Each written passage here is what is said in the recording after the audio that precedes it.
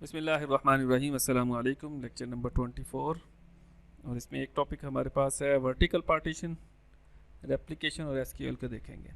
Vertical partition में जैसे हमने पहले हॉरिजेंटल में देखा था, रोज़ को हम सेपरेट करते हैं और वर्टिकल में हम कॉलम को सेपरेट कर देंगे। ठीक है, इनमें से कुछ कॉलम्स को हम अलग टेबल बना देंगे, अलग लोकेशन पे रख सकते हैं उनको अलग। ये पार्टीशनिंग वर्टिकल पार्टीशनिंग कहलाती है। फॉर एग्जांपल ये हमारे पास, इसको हम, ये जो एट्रीब्यूट हैं एक्चुअली इसी की तो हमने कॉलम्स बनाने होते हैं, तो ये कॉलम्स बना लिए हमने। अब ये वाले सारे कॉलम्स हम एक अलग टेबल में रख लें और बाकियों का एक अलग बना लें, तो ये वर्टिकली पार्टीशनिंग कहलाती है। अच्छा, इसमें बस एक ही चीज़ है कि इसमें ये अगर हमने दो टेबल बना लिए, एक टेबल में ये वाली चीज़ें रख दी STD के नाम से, दूसरा टेबल स्टूडेंट STD ACD, ठीक है, जो भी नाम रखा उसका, तो उसमें बाकी वाले तमाम उसके अंदर रख दिए। बस एक एक्स्ट्रा चीज़ कि ये वाली जो प्राइमरी की है ये इसमें सेम होगी, इस वाली प्राइमरी की इसमें फॉरेन की के तौर पे काम कर रही होगी, तो ये उसके साथ उसकी अटैचमेंट होगी। और ये जो डिवीज़न होगी ये आमतौर पे थर्ड नॉर्मल फॉर्म में परफॉर्म हो रही होती है, बट इसमें कोई ज़रूरी नहीं है। पार्टीशनिंग का कॉन्सेप्ट है कि टेबल को दो हिस्सों में डिवाइड कर देना। मोस्टली अगर हम रेपिटेशन वाली फील्ड्स अलग कर लें तो उसका बेनिफिट भी होता है, नॉर्मलाइजेशन भी हो जाती है, पार्टीशनिंग भी हो जाती है। नेक्स्ट हमारा कॉन्सेप्ट है जी रेप्लिकेशन। रेप्लिकेशन ये होगा कि अगर एक हमारा डेटाबेस है तो हम उसका रेप्लिका बना लें। रेप्लिका क्या होगा कि उसकी डुप्लीकेट बना रहे हैं, कि जो एंट्रीज इसके अंदर आती जा रही हैं वो बैकअप के तौर पे यहाँ पे भी बनती जाए। अगर ये डैमेज हो जाए तो इससे वर्किंग शुरू हो जाएगी। तो ये रेप्लिका आमतौर पे डिफरेंट लोकेशंस पे होता है, सेम पे भी हो सकता है, बट ये है कि इसका मकसद ये होता है कि हम डेटाबेस को या डाटा को सिक्योर कर रहे होते हैं, तो इसका रेप्लिका हम किसी और लोकेशन पे बनाएंगे तो वो आपस में कनेक्टेड होगा, तो ऑटोमेटिकली कह लें कि ना वो उसको उसका डाटा क्या कहते हैं, बैकअप बनाता रहेगा।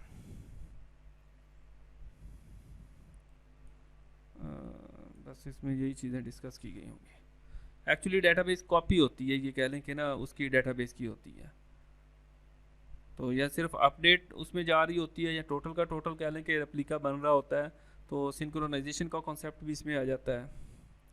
क्लस्टरिंग फाइल्स का एक कॉन्सेप्ट है कि अगर हम, हमारे पास सेम रिकॉर्ड को एक जगह पे रख लिया जाए तो ये कॉन्सेप्ट क्लस्टरिंग कहलाता है, which means to place record from different table to place in adjacent physical locations।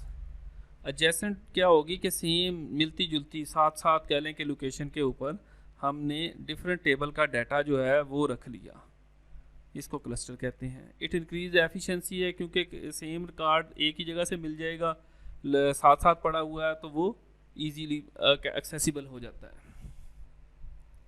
Summary of physical database design, ये जो अब तक पढ़ते आ रहे हैं, टेबल बनाना, नॉर्मलाइजेशन करना, ये वाली सारी चीज़ें जो होती हैं ये लॉजिकल डेटाबेस डिज़ाइन होता है, इसको लॉजिकल डेटाबेस मॉडल कहते हैं। इससे फिर हम फिज़िकल की तरफ आते हैं कि एक्चुअली डेटाबेस तो हम उसके टेबल या उसके अंदर कह लें कि किस तरह बनाते हैं।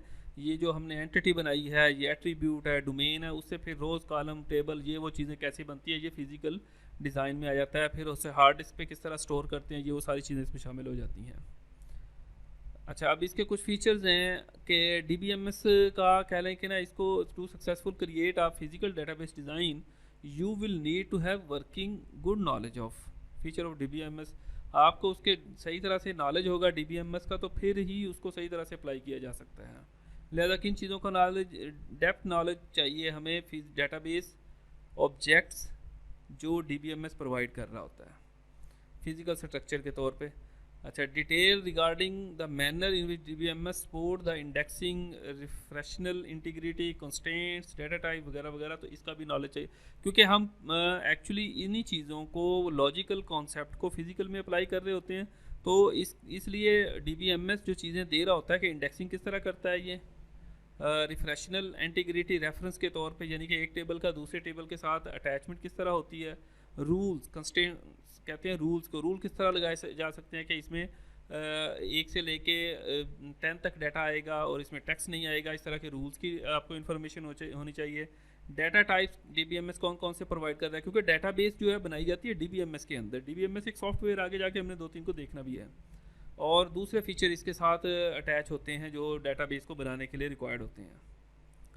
Detail knowledge of new and absolute feature और पर्टिकुलर वर्जन DBMS का, आपको नए और पुराने वर्जन्स का नॉलेज होना चाहिए, और नॉलेज DBMS कॉन्फ़िगरेशन पैरामीटर्स का नॉलेज होना चाहिए, और फिर इसके साथ साथ DDL SQL की एक शाख है, डाटा डेफिनेशन, और DML दोनों का, यानी कि SQL का नॉलेज होना चाहिए, तो फिर आप अच्छी तरह से इम्प्लीमेंटेशन कर सकते हैं।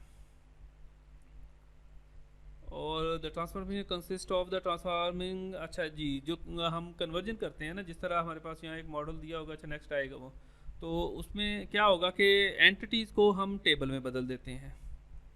ठीक है, एंटिटी जैसे हमारे पास स्टूडेंट है और इसका हमने रिलेशन बनाया टीचर के साथ, तो टीचर का अलग से टेबल बनेगा और स्टूडेंट का अलग से टेबल बनेगा। लिहाजा आम तौर पर एंटिटीज़ जो है वो टेबल में कन्वर्ट हो जाती हैं। एट्रीब्यूट किसे कहते हैं, जो हमारे पास यहाँ पे कॉलम्स आए हैं, ये एट्रीब्यूट्स हैं, तो ये बदल जाते हैं कॉलम्स के अंदर। यहाँ पे यही बात बताई गई होगी, एट्रीब्यूट्स कॉलम में बदल जाते हैं।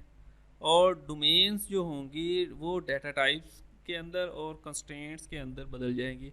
डोमेन क्या होगी, यानी कि ये रोल नंबर जो है वो टेक्स्ट टाइप होता है, तो ये डोमेन है, तो ये डाटा टाइप्स में कन्वर्ट हो जाती हैं। डोमेन और भी आ जाता है कि 1 से लेकर 10 तक रोल नंबर है, तो वो ये रूल्स में कन्वर्ट हो जाते हैं। There are many decision that must be made during the transaction logical, इसमें बहुत सारे डिसीजन करने पड़ते हैं, और वो डिसीजन कुछ लिखे हुए हैं, इसको देख लीजिएगा। जैसे नल एबिलिटी ऑफ ईच कॉलम, कि हर कॉलम का ये बताना कि ये नल हो सकता है या नहीं। नल का मतलब कि उसमें डाटा खाली कॉलम रह सकता है, खाली फील्ड रह सकती है, या खाली एंड उसमें सेल के अंदर वैल्यू रह सकती है या नहीं। तो ये कॉलम के बारे में बताना, ये भी डिसीजन करना होता है जब आप बना रहे होते हैं।